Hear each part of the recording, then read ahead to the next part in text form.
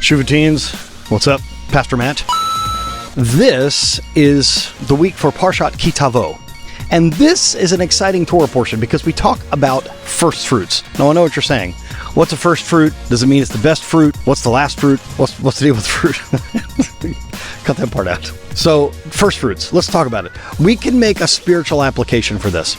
You see, this was a commandment that was given not yet in the Promised Land. The people are not yet in the Promised Land, but the commandment was given, and it was given like this. When you enter the Promised Land and you possess it, like God says that you can, then out of these special 7 species of the land, you're supposed to bring your first fruits. You're supposed to put them in a basket. You bring them to the priest and you say this certain thing. It starts with, "My father was a wandering Aramean." It's pretty cool. You could look it up in the Torah portion this week.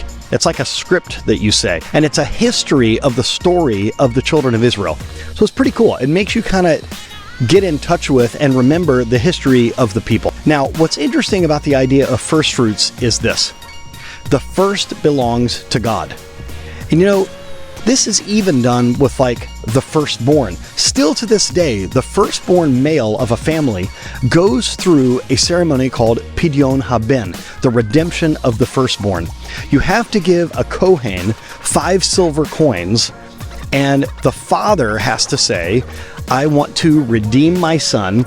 He gives the Kohen the 5 silver coins, and I know about this ceremony because as an adult, just a couple of years ago, we did this with a wonderful man named Michael Cohen, who went to my Messianic synagogue, and unfortunately, in the last year or so, he has passed away. But this is an important thing, a concept. The first belongs to God. So not just the firstborn male, but the first of the fruits of these 7 species belong to God. Now let's make a spiritual application for this. Sometimes in your congregation or synagogue, or if you're watching this and you go to a church, a lot of times people will try to instruct young people that we need to give the first part of our day to God. And I think that's good advice. This is why we say you could do your, whatever you call them, your daily devotion, your quiet time. I know the teenagers at my synagogue call it abiding time. They're kind of spending time with God in prayer and in the scripture. We recommend that you give the morning time to God because once you get your day started, sometimes it's easy to forget, or it's easy to run out of time, or then you get to the end of your day and you're kind of tired.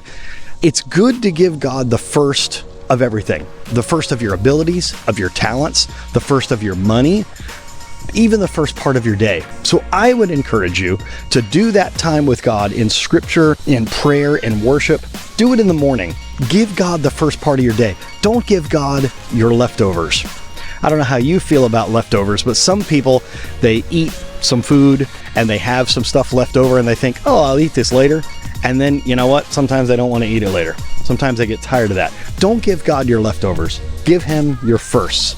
And I think that's an important lesson that we can take from Parshat Tavo. So, are you giving God your firsts? If not, let's start this week.